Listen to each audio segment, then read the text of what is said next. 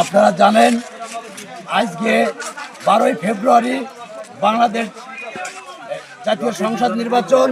এই নির্বাচনে আমরা দেখেছি একটি বাংলাদেশের ইতিহাসে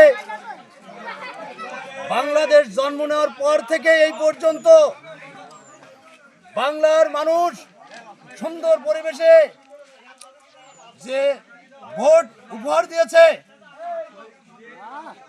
এই ভোট পড়েছে আমাদের খুলনা জেলা 5 আসনের সর্বোচ্চ আমাদের কেন্দ্রে 90% ভোট।